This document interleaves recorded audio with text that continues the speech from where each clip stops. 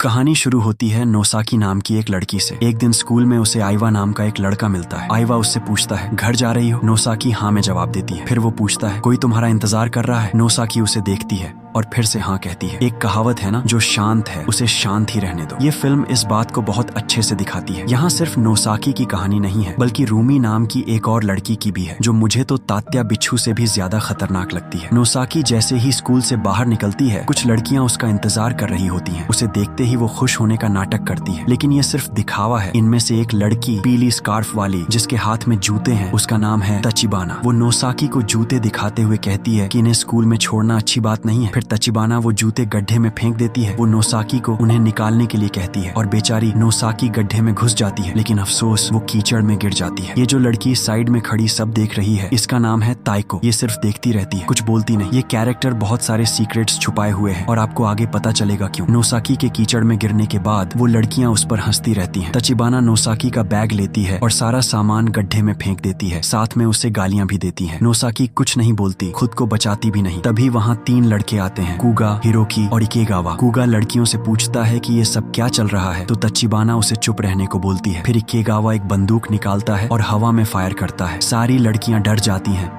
और चुप हो जाती हैं। ताइको तचिबाना और उसकी फ्रेंड से अलग हट जाती है और उन्हें बताती है कि उसे नोसाकी से कोई फर्क नहीं पड़ता। ताइको नोसाकी को देखती है और नोसाकी भी उसे। इन सब की बस एक ही इच्छा है कि नोसाकी टोक्यो वापस चली जाए। नोसाकी घर जाती है और वो बहुत बुरा फील कर रही होती है। ये पहली बार नहीं है, ये रोज होता है। वो रोज कीचड़ में सनी होती है और उसे चलने में भी दिक्कत होती है। उसकी छोटी बहन सांची उसे देखते ही रोने लगती है, क्योंकि उसे पता है कि उसकी बहन किस दर्द से गुजर रही है। उसने अपने पेरेंट्स को भी बताया है। नोसाकी सांची से रोने को मना करती है, लेकिन सांची उसका दर्द समझती है। उसकी माँ उसे गले लगाती है और उसके पापा भी। नोसाकी के पापा उसे स्कूल लेकर जाते हैं टीचर से बात करने के लिए। टीचर पूछती है कि क्या स्टूडेंट्स को बुली किया जा रहा है। पापा जवाब देते हैं कि नोसाकी भी उनकी स्टूडेंट है, तो वो ऐसे क्यों बात कर रही है जैसे वो कोई और हो। टीचर नान नोसाकी को कहती है कि वो अच्छी बच्ची बनी रहे, क्योंकि ये साल बस खत्म होने वाला है और वो नहीं चाहती कि चीजें और बिगड़े। नोसाकी खिड़की से बाहर देखती है। उसे पता है कि कोई उम्मीद नहीं है, क्योंकि उसकी टीचर उसका सपोर्ट नहीं कर रही। यहाँ हमें उस छोटे से गाँव के बारे में बताया जाता है जहाँ सब बचपन के दोस्त हैं, सिवाय नोसाकी के। यही वजह है कि सब उसके साथ ऐसा बिहेव करते हैं। नोसाकी क्लास में वापस आती है और तचिबाना और उसकी फ्रेंड्स पहले से ही उसका इंतजार कर रही होती हैं। उनमें से एक उस पर मुट्ठी भर मिट्टी फेंकती है। उसकी डेस्क पर मिट्टी पड़ी होती है और किसी चाकू या ब्लेड से कुछ लिखा होता है। नोसाकी चुपचाप बैठ जाती है, ज्यादा ध्यान नहीं देती। याद है ना, मैंने बताया था कि ये सब उसके साथ रोज होता है, तो उसे अब ज्यादा हैरानी नहीं होती। नोसाकी के पापा अपनी बेटी का हाल जानने के लिए स्कूल आते रहते हैं। एक दिन जब वो सीढ़ियों से उतर रहे होते हैं, कुगा उन्हें धक्का दे देता है। कुगा के जूते में कीलें लगी होती हैं, जिससे पापा को डबल चोट लगती है। वो सब हंसते रहते हैं और बेचारा आदमी जमीन पर पड़ा रहता है। उसी दिन पापा को समझ आता है कि उनकी बेटी किस भयानक चीज से गुजर रही है। नोसाकी की डेस्क पर उसके लिए एक और गिफ्ट होता है। पहले तो सिर्फ अक्षर थे और अब एक मरा हुआ कौवा। ये सब कुगा ने प्लान किया था। वो इतना बड़ा हिपोक्रेट है कि वो खुद टीचर नान को बताता है कि ये सब क्या हो रहा है, लेकिन टीचर उस पर ध्यान नहीं देती और बोर्ड पर लिखती रहती है। आइवा कुगा और तायको से पूछता है कि वो इतनी बेवकूफी क्यों कर रहे हैं। कुगा कहता है कि तायको को इससे बाहर रखो, ये सब मैंने किया है। वो लड़ने के लिए खड़े होते हैं, लेकिन कुछ होता नहीं और इस सब के बीच नोसाकी सिर्फ चुपचाप खड़ी रहती है। वो कभी कुछ नहीं बोलती। आइवा टीचर नान के पास जाता है उन्हें बताने के लिए कि क्या हो रहा है, लेकिन टीचर नान लिखती रहती है और ध्यान नहीं देती। ताइको अपनी फ्रेंड्स को एक पेपर पास करती है। वो सब हंसने लगती हैं। तभी टीचर नान का चौक टूट जाता है और वो पीछे मुड़कर देखती है। टीचर नान डर जाती है, पैनिक हो जाती है, उन्हें उल्टी आने लगती है और वो कॉरिडोर में ही उल्टी कर देती है। जब नोसाकी घर लौटती है तो देखती है कि उसकी माँ उसके पापा के घावों पर दवाई लगा रही है। वो पूछती है क्या हुआ, तो माँ बताती है कि स्कूल के बच्चों ने किया है। जब माँ पापा का इलाज कर लेती है तो वो नोसाकी को बताते हैं कि उसे स्कूल जाने की जरूरत नहीं है, क्योंकि वो वहाँ सिर्फ पापा की जॉब की वजह से है, स्कूल जाने के लिए नहीं। इसका मतलब ये नहीं कि वो पढ़ाई छोड़ दे, बल्कि साल खत्म होने में थोड़ा ही टाइम है, तो वो घर से ही पढ़ाई पूरी कर सकती है। नोसाकी को बुखार हो जाता है और उसकी माँ उसे छोटे बच्चे की तरह केयर करती है। सांची उसके पास जाती है और उसे बताती है कि वो अपने बैग के साथ कितना अच्छा फील कर रही है। ये बातें अभी छोटी लग सकती हैं, लेकिन आगे इनका कोई मतलब नहीं निकलेगा। फिर भी आपको समझ आएगा कि ये परिवार एक दूसरे से कितना जुड़ा हुआ है। तचिबाना और उसकी फ्रेंड्स थोड़ी नर्वस हैं, क्योंकि नोसाकी 3 दिन से स्कूल नहीं आ रही। रिसाको काटो कहती है कि अगर कोई उससे मिलने जाए तो शायद वो वापस आ जाए। ताइको रूमी का नाम लेती है, जो कि ये लड़की है। रूमी पीछे मुड़कर देखती है। उसके चेहरे पर एक शांत सी स्माइल है। आपको लगेगा कि ये अच्छी लड़की है, लेकिन नहीं बॉस, ये बिल्कुल नहीं है। तचिबाना उसे बोलती है कि उनकी तरफ मत देखो, तुम्हारी स्माइल इरिटेटिंग है। वो रूमी को ऑर्डर देती है कि नोसाकी के घर जाओ और उसे स्कूल आने के लिए मनाओ। अगर वो न माने तो बार बार कोशिश करो जब तक वो मान न जाए। तचिबाना उसे एक पिन चुभौती है और रूमी तुरंत नोसाकी के घर निकल जाती है। कुगा पूछता है कि तुम सब नोसाकी को वापस क्यों बुलाना चाहती हो, तुम तो उससे नफरत करते हो। इस सवाल का कोई जवाब नहीं देता। रूमी नोसाकी के घर जाती है, उससे पूछती है कि क्या उसे सच में बुखार है। नोसाकी हाँ कहती है। रूमी पूछती है कि क्या अब वो ठीक है, तो नोसाकी कहती है हाँ अब मैं बेहतर हूँ। रेडियो पर एक गाना बज रहा होता है। रूमी नोसाकी से पूछती है कि क्या वो उसका सीडी ले सकती है। जैसे ही नोसाकी सीडी देने के लिए मुड़ती है, रूमी अपना फोन निकालती है और उसकी फोटो खींच लेती है। नोसाकी को जैसे ही पता चलता है वो पूछती है तुम मेरी फोटो क्यों ले रही हो। रूमी सिर झुकाकर माफी मांगती है। रूमी नोसाकी से स्कूल आने को कहती है क्योंकि अगर वो नहीं आएगी तो रूमी मुश्किल में पड़ जाएगी। नोसाकी साफ मना कर देती है कि वो किसी भी हाल में स्कूल नहीं आएगी। रूमी उसे मनाती है कि ऐसा मत करो वरना वो खुद एक विक्टिम बन जाएगी। क्योंकि रूमी नोसाकी को नहीं मना पाती तो उसे एक अलमारी में बंद कर दिया जाता है। वहाँ उसे बार बार मारा जाता है, उसे टॉर्चर किया जाता है, उससे कई सवाल पूछे जाते हैं जिनमें से एक होता है नोसाकी ने क्या कहा। रूमी पूरी ईमानदारी से बताती है कि नोसाकी ने कहा कि तचिबाना और बाकी सब बहुत ज्यादा इरिटेटिंग है। रूमी साइको की तरह हंसती है। वो सब कहते हैं कि उसे कोई और प्रूफ लाना चाहिए था, जैसे कि जो फोटो उन्होंने मांगी थी, क्योंकि उन्हें विश्वास नहीं होता कि वो सच में नोसाकी के घर गई थी। आखिर में वो सीडी ताइको के पास रह जाती है। चलो देखते हैं आगे क्या होता है। दिन गुजरने लगते हैं और नोसाकी तो स्कूल के बारे में सोचना भी बंद कर देती है। वो अपनी बहन के साथ यहाँ वहाँ घूमती रहती है। एक जगह से गुजरते हुए उन्हें आइवा मिलता है। छोटी बच्ची पूछती है कि वो किसकी फोटो ले रहा है, तो आइवा उसे वहाँ उगने वाले छोटे छोटे फूल दिखाता है। ये फूल सिर्फ तब उगते हैं जब सर्दी आने वाली होती है। बच्ची उसे देखकर बहुत खुश होती है और उसे बहुत कूल मानती है। वो सब चलने लगते हैं। आइवा कहता है कि इस जगह पर कुछ भी नहीं है, वो यहाँ सिर्फ पढ़ाई के लिए है। उसका इशारा उस छोटे से गांव की तरफ होता है। नोसाकी उससे पूछती है कि क्या उसने स्कूल बदल लिया है। आइवा हाँ कहता है, उसने स्कूल बदल लिया है क्योंकि उसकी दादी यहाँ रहती हैं और उसकी देखभाल करती हैं। छोटी बच्ची वापस आती है और आइवा से अपनी और अपनी बहन की एक फोटो लेने को कहती है और आइवा मान जाता है। ताइको रूमी को पकड़ती है और उसके सारे बाल काट देती है। रूमी को देखकर ऐसा नहीं लगता कि वो नाराज है, बल्कि उसे शायद अच्छा लग रहा है। असल में उसे अच्छा नहीं लगता, बल्कि वो हर बात को मजाक में लेती है। जैसे ही ताइको बाल काटना खत्म करती है, रूमी अपना सिर झुका लेती है। वो चुप रहती है और फिर कहती है मुझे ताइको चाहिए। ताइको पूछती है क्या कहा तुमने, और वो फिर से वही बात दोहराती है। सांची वो फोटो अपनी माँ को दिखाती है और माँ को वो बहुत प्यारी लगती है। जब नोसाकी बाहर जाने लगती है तो सांची उसके पीछे भागती है। वो नोसाकी को एक नेकलेस देती है जो उसने खुद उसके लिए बनाया है और कहती है कि ये बहुत स्पेशल है। नोसाकी उसे थैंक यू बोलती है और सांची उसे एक अच्छा दिन बिताने को कहती है। जब सांची अकेली रह जाती है तो वो उदास चेहरा बना लेती है। मुझे नहीं पता क्यों, लेकिन वो ऐसा करती है। नोसाकी और आइवा इस जगह पर आते हैं, खूबसूरत नजारे देखते हैं और धीरे धीरे आइवा नोसाकी का हाथ पकड़ लेता है, उसे ये जताते हुए कि वो उसे पसंद करता है। वो घूमने निकलते हैं और पूरे रास्ते आइवा नोसाकी की फोटो लेता रहता है। आखिर में रात हो जाती है और वो घर लौटते हैं। नोसाकी आइवा को थैंक यू बोलती है कि उसने उसके साथ दिन बिताया। रास्ते में उन्हें वो लड़कियां मिलती हैं जो दूर देख रही होती हैं और उन्हें देखकर जैसे डर जाती है। जब नोसाकी अपने घर की तरफ देखती है तो देखती है कि उसका घर जल रहा है। वो तुरंत भागकर जाती है देखने की क्या हुआ। अफसोस, आग ने सब कुछ जला दिया है और सबसे बुरी बात यह है कि उसकी फैमिली अभी भी अंदर है। वो अंदर जाना चाहती है लेकिन उसे रोक दिया जाता है। आइवा घर में घुसता है देखने की वो क्या कर सकता है और सिर्फ छोटी बच्ची सांची को बाहर निकालता है, लेकिन सांची जल चुकी है, वो कंकाल जैसी हो गई है। यार ये सीन तो दिल तोड़ देता है, बहुत ज्यादा दुखद है। जब नोसाकी ये देखती है तो वो रोना बंद नहीं करती। ये सीन दुखद होने के साथ साथ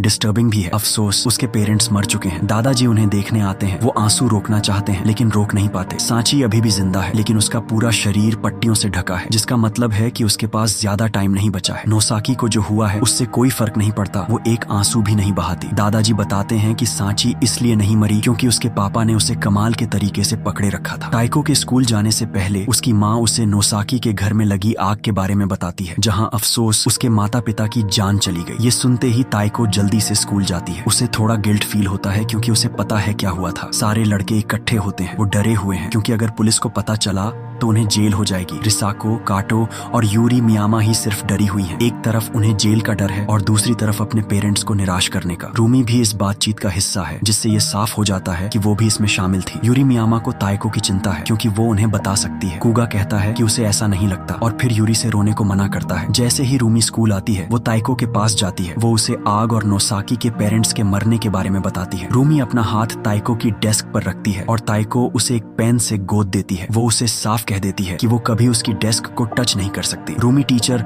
नान से शिकायत करने जाती है। वो उन्हें बताती है कि क्या हुआ। टीचर नान उसे वही बात कहती है जो उन्होंने नोसाकी को कही थी कि किसी से पंगा मत लो और शांति से रहो। वो रूमी से कहती है कि जब तक वो ग्रेजुएट होकर यहाँ से चली ना जाए तब तक ऐसा ही करे। रूमी खोई हुई नजरों से बिखरे हुए बालों के साथ टीचर नान से पूछती है कि ताइको उनके लिए कौन है। टीचर उसे थोड़ी हैरान होकर देखती है और कहती है कि वो दोस्त हैं। कूगा ताइको के पास जाता है और उसे बताता है कि वो अपने बालों का कलर चेंज करना चाहता है। ताइको उस पर ध्यान भी नहीं देती और घर चली जाती है। घर पर उसे अपने पापा से पता चलता है कि वो उसे टोक्यो नहीं जाने देंगे। वो अकेले शिफ्ट होना चाहती थी लेकिन उसके पापा ने मना कर दिया। वो उसे बताते हैं कि वो वहीं रहेंगे जहाँ उनकी जॉब है, यानी उसी गाँव में। ताइको अपने सपने के बारे में पूछती है, वो सपना जो वो पूरा करना चाहती है, जो कि इस केस में स्टाइलिस्ट बनना है। इसीलिए उसने रूमी के बाल काटे थे। उसके पापा चुप रहते हैं, ये जताते हुए कि उन्हें कोई फर्क नहीं पड़ता। हिरोकी और इकेगावा हथियार टेस्ट करते रहते हैं। उनके पास जो हथियार हैं वो उन्हें ऐसी आजादी देते हैं जो उन्हें कहीं और नहीं मिलती। यूरी और रिसाको ही सिर्फ हैं जिन्हें जो हुआ उसका अफसोस है। दूसरी तरफ तचिबाना की जिंदगी बहुत दुखद है क्योंकि उसके पापा उसे बहुत बुरा ट्रीट करते हैं। वो एक नंबर का शराबी है जो बस पीता रहता है और टीवी देखता है। तचिबाना उसके लिए एक बियर लाती है लेकिन वो कहता है कि ये वाली नहीं चाहिए, दूसरी लेकर आओ। तचिबाना उसे बताती है कि उसके पास दूसरी लाने के लिए पैसे नहीं है। वो उसे जाने और कहीं से भी बियर लाने को कहता है तो वो बियर की तलाश में निकल जाती है। और हमारे पास रूमी भी है। वो एक कैरेक्टर को ड्रॉ करती है। वो कैरेक्टर कोई और नहीं बल्कि ताइको है। सवाल ये है कि वो उसे इतनी बार क्यों ड्रॉ करती है, ये आपको आगे पता चलेगा। पूरे जापान में बर्फ गिरने लगती है और नोसाकी स्कूल वापस आ जाती है। उसे देखते ही सब हैरान रह जाते हैं। वो काफी बहादुर और कॉन्फिडेंट लगती है। आइवा नोसाकी के पास जाता है। वो कहता है कि अभी क्लास में वापस आने के लिए बहुत जल्दी है। उसका इशारा उसके पेरेंट्स के साथ जो हुआ था उसकी तरफ होता है। वो नोसाकी से पूछता है कि वो उसके लिए क्या कर सकता है। नोसाकी जवाब नहीं देती क्योंकि अपने पेरेंट्स को खोने के बाद वो गूंगी हो गई है। नोसाकी यूरी को कुछ बताना चाहती है लेकिन बोल नहीं पाती तो वो नहीं बताती। एक बार फिर नोसाकी को कीचड़ में ले जाया जाता है। बस इस बार कीचड़ की जगह बर्फ है। वहाँ यूरी नोसाकी को सब कुछ बताने वाली होती है लेकिन उसकी फ्रेंड्स उसे रोक देती हैं। तचिबाना नोसाकी से पूछती है कि उसने अपनी जान क्यों ली। ऐसा नहीं है कि उसने अपनी जान ले ली है बल्कि वो उसे यही बात मनवाना चाहती है क्योंकि वो उसकी मौत को सुसाइड दिखाना चाहते हैं। तचिबाना उसे पिन चुभौती है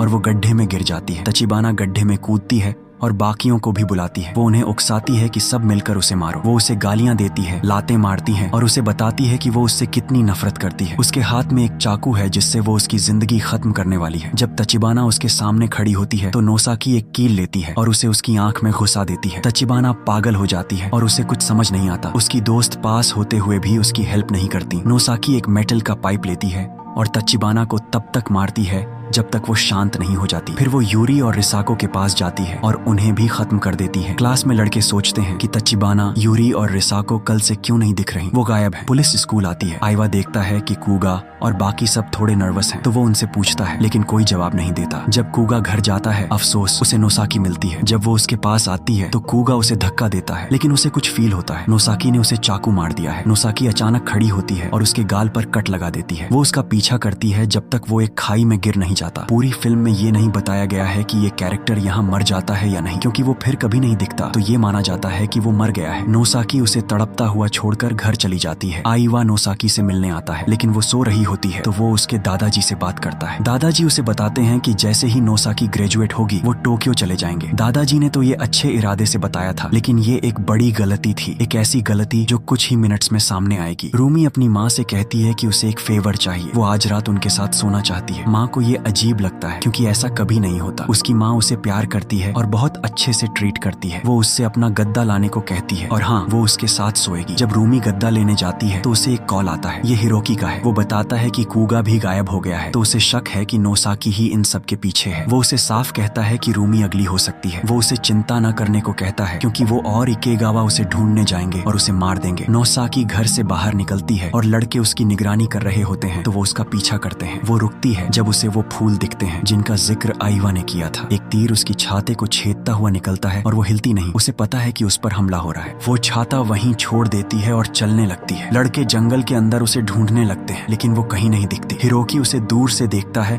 और जैसे ही वो गिरती है तुरंत उस पर हमला करता है। इकेगावा उसे बताता है कि उसने कभी नहीं सोचा था कि वो उसे इतना करीब पा सकेगा। वो उसे किस करने की कोशिश करता है और वो अपना चेहरा हटा लेती है। इकेगावा गुस्सा हो जाता है और उसे मारने की धमकी देता है। तभी नोसाकी बर्फ में पड़ा एक प्लास लेती है और उससे उसकी नाक काट देती है। हिरोकी दूर से उसे मारने की कोशिश करता है लेकिन गलती से इकेगावा को तीर मार देता है। इकेगावा मुड़कर देखता है कि उसका दोस्त सच में नोसाकी को मारना चाहता है तो वो उस पर हमला करता है और कहता है कि वो उसे बहुत पसंद करता है, हमेशा से पसंद करता था। उनकी लड़ाई होती है जिसमें इक्केगावा मर जाता है। फिर नोसाकी हिरोकी के पास जाती है और उसे भी चाकू मार देती है। हिरोकी क्रॉसबो तैयार करता है और उसे मारने की कोशिश करता है, लेकिन कोई फायदा नहीं होता। टीचर नान से उन लड़कों के पेरेंट्स मिलने आते हैं जो गायब हो गए हैं। वो पूछते हैं कि ये कैसे हो सकता है कि वो गायब हो गए। ये सब तब हुआ जब वो स्कूल जा रहे थे या स्कूल में थे। कई शिकायतें करने के बावजूद टीचर नान कुछ नहीं बोलती, वो सिर्फ मुस्कुराती है, जिससे वो औरत और इरिटेट हो जाती है तो वो उसे एक थप्पड़ मार देती है। लेकिन टीचर नान खुद को बचाती भी नहीं। नोसाकी घर लौटती है और उसके दादाजी उसे देखते ही समझ जाते हैं कि कुछ हुआ है, क्योंकि उसके कपड़ों पर खून लगा है। दादाजी हैरान होते हैं, लेकिन बस इतना ही, क्योंकि जैसे उन्हें पता था कि वो क्या करने वाली है। वो उसे नहाने के लिए कहते हैं और उससे एक भी सवाल नहीं पूछते। अगले दिन आइवा नोसाकी से मिलने आता है। वो उस जगह पर आते हैं जहां आइवा ने पहली बार उसका हाथ पकड़ा था। फर्क सिर्फ इतना है कि नजारा बदल गया है, क्योंकि बर्फ गिर रही है। आइवा उसे बताता है कि वो हमेशा से उसे और जानना चाहता था, उसके साथ ज्यादा टाइम बिताना चाहता था। वो ये भी कहता है कि वो उसे मिस करता है। नोसाकी रोने लगती है और अपने होंठ चबाने लगती है, इतना कि उसके होंठों से खून निकलने लगता है। नोसाकी जमीन पर गिर जाती है और रोना बंद नहीं करती। आइवा उसे गले लगाता है और फिर उसे किस करता है। उसके होंठ नोसाकी के खून से सन जाते हैं। इससे ये साफ हो जाता है कि वो उससे प्यार करता है, कम से कम मुझे तो यही लगता है। दादाजी नोसाकी को बताते हैं कि जैसे ही वो ग्रेजुएट होगी वो टोक्यो चले जाएंगे। वो उसे ये भी बताते हैं कि सांची को दूसरे हॉस्पिटल ले जाया जाएगा। आइवा अपनी दादी को बताता है कि वो टोक्यो जाएगा। ये सब वो नोसाकी को फॉलो करने के लिए करेगा, क्योंकि उसे लगता है कि नोसाकी के पास सिर्फ वही है। रूमी गड्ढे के पास जाती है, मुझे नहीं पता क्यों, लेकिन मुझे लगता है कि वो वहाँ कुछ ढूंढ रही है। उसे तचिबाना और उसकी फ्रेंड्स की लाशें मिलती हैं। वो पैनिक हो जाती है, अपना फोन निकालती है, ताइको को कॉल करती है, लेकिन वो जवाब नहीं देती। वो उसे पूरी रात कॉल करती है, लेकिन ताइको ध्यान नहीं देती। जब रूमी ने ताइको को धमकी दी थी तो असल में वो उसे नहीं बल्कि किसी और को मारना चाहती थी। बस देखते जाओ, आपको पता चलेगा। वो उसे बताती है कि नोसाकी सबको मार रही है। ताइको उस पर विश्वास नहीं करती तो वो उसे तचिबाना और उसकी फ्रेंड्स के साथ जो हुआ वो बताती है। उसे बहुत डर लगता है, क्योंकि अगला नंबर उसका या ताइको का हो सकता है। ताइको उसे कॉल न करने को कहती है और फोन काट देती है। रूमी गुस्सा हो जाती है और ताइको के ड्राइंग्स को फाड़ देती है। रूमी को एक फ्लैशबैक आता है, वही थी जिसने अपने साथियों को नोसाकी का घर जलाने के लिए बुलाया था। ताइको घर पर रहती है, मुझे नहीं पता क्यों, लेकिन वो अपना हाथ तब तक काटती है जब तक खून नहीं निकलने लगता। वो सीढ़ी लेती है जो नोसाकी ने रूमी को दिया था, तो उसे एक आइडिया आता है। वो नोसाकी के घर जाती है, दरवाजा खटखटाती है, लेकिन कोई जवाब नहीं देता। वो उसे कई बार बुलाती है, लेकिन कोई बाहर नहीं आता। तो वो सीढ़ी मेल बॉक्स में छोड़ देती है, लेकिन फिर वापस आती है और उसे उठा लेती है। जब वो वापस जा रही होती है तो देखती है कि नोसाकी आ रही है, तो वो रुक जाती है और उसका इंतजार करती है। नोसाकी अपने दादाजी को बताती है कि वो थोड़ी देर में आएगी। वो और तायाको इस जगह पर रुकते हैं। तायाको उसे वो सीढ़ी देती है। वो नोसाकी को बताती है कि उसे याद भी नहीं कि आखिरी बार वो दोनों इस तरह कब साथ बैठे थे। ये सुनकर नोसाकी पूछती है, तुम्हें डर किस बात का लग रहा है? लेकिन तायाको के पास इसका कोई जवाब नहीं होता, क्योंकि उसे खुद भी नहीं पता कि उसे डर क्यों लग रहा है। वो उसे बताती है कि उसने नोसाकी की फैमिली को नहीं मारा, बल्कि उस नफरत ने मारा जो उसने नोसाकी के लिए पैदा की थी। क्योंकि अगर वो उससे नफरत नहीं करती तो शायद रूमी भी नहीं करती। याद है ना, रूमी जो कुछ भी करती थी वो ताइको को खुश करने के लिए करती थी। यहाँ तक कि जब वो घर जलाने जा रही थी तब भी ताइको हिस्सा नहीं लेना चाहती थी। खैर, उसने हिस्सा नहीं लिया। ताइको माफी मांगती है और नोसाकी चुप रहती है। फिर वो उसे बताती है कि वो ऐसी इंसान नहीं है जो लोगों से माफी मंगवाए। नोसाकी को याद आता है कि ताइको ही पहली इंसान थी जिसने उससे बात की थी जब वो उस जगह आई थी। वो दोनों एक दूसरे की तरफ थोड़ी खींची हुई थी, और जब आइवा नोसाकी के करीब आता था तो ताइको थोड़ी गुस्सा हो जाती थी। हालांकि नोसाकी ने हमेशा अपनी दोस्ती बनाए रखी और कभी उस तरफ नहीं झुकी, लेकिन ये रोमांस सिर्फ ताइको के दिमाग में था। नोसाकी पूछती है कि ये सब कैसे हुआ, लेकिन ताइको इस सवाल का जवाब नहीं देती। जाने से पहले ताइको उसे बताती है कि उसे उससे बात करके अच्छा लगा। जब वो थोड़ी दूर पहुंच जाती है तो नोसाकी उससे कहती है कि गर्व से जियो। भागते हुए वो नोसाकी के पास वापस आती है और माफी मांगती है कि उसे जो कुछ भी हुआ उसके लिए माफ कर दे। और किस किस को लगा था कि ताइको एक बुरी इंसान थी, क्योंकि शुरुआत से उसे ऐसे ही दिखाया गया था। वो हमेशा अपने साथ चाकू रखती थी और इससे वो एक खतरनाक इंसान लगती थी। उससे जो ऑरा निकलता था वो पूरा डरावना था, तचिबाना और कूगा से भी ज्यादा, जो सच में बुरे थे। मैंने कभी नहीं सोचा था कि उसे नोसाकी के सामने घुटनों पर देखूंगा, लेकिन याद है ना, उसने कभी नोसाकी को कुछ नहीं किया था। वो बस हर सीन में मौजूद रहती थी और चुप रहती थी। उसे खतरनाक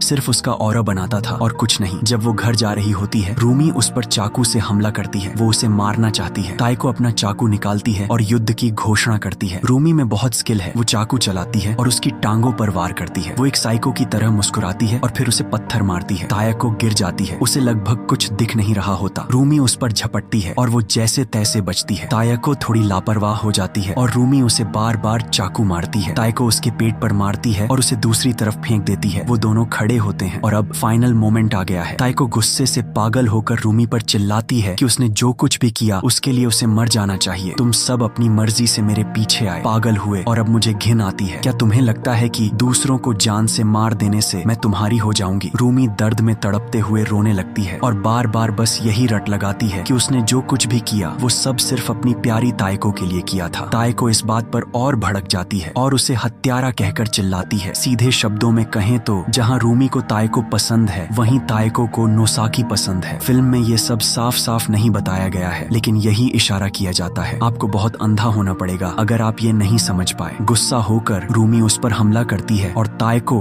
उसके चेहरे पर वार करती है। इससे वो रुकती नहीं और उसे चाकू मारती है, जिससे ताइको की जान चली जाती है। जमीन पर तड़पते हुए रूमी कहती है कि वो उसे पसंद करती थी, लेकिन अब वो एक फटे कपड़े के टुकड़े जैसी लग रही है। आइवा नोसाकी को कॉल करता है। उसे बताता है कि उसकी दादी टोक्यो जाने के लिए मान गई हैं। वो उसके और उसके दादाजी के साथ जाने का प्लान बनाता है। जब उसने पहली बार अपनी दादी से बात की थी तो वो राजी नहीं थी, लेकिन अब उसने उन्हें मना लिया है। नोसाकी उसे कहती है कि ये पॉसिबल नहीं होगा। वो उससे कहती है कि वो अपने रास्ते जाए और वो अपने रास्ते। जब हमें आइवा को दिखाया जाता है तो हम देखते हैं कि उसका हाथ खून से सना हुआ है। नोसाकी की बातें सुनने के बाद आइवा अपना फोन तोड़ देता है। वो अपनी दादी के पास जाता है और हम देखते हैं कि उसने उन्हें इतना मारा है कि वो लगभग मर चुकी हैं। वो उन्हें मना नहीं पाया, बस अगर वो मना करती हैं तो वो उन्हें मार भी सकता है। ये सीन मुझे सच में हैरान कर गया, क्योंकि मैंने नहीं सोचा था कि आइवा इतना बुरा होगा। वो नोसाकी के लिए कुछ भी कर सकता है, यहाँ तक कि अपनी दादी को भी। और उनकी बातचीत से ये साफ हो जाता है कि आइवा ने ही अपने पापा को मारा था। वो दादी को साफ कहता है कि उसने ऐसा इसलिए किया क्योंकि उसके पापा उसकी माँ को मारते थे, तो वो उससे इस बारे में बात न करे। रूमी घर वापस आती है। उसकी माँ पूछती है कि क्या हुआ है। वो उससे कहती है कि उसे परेशान न करे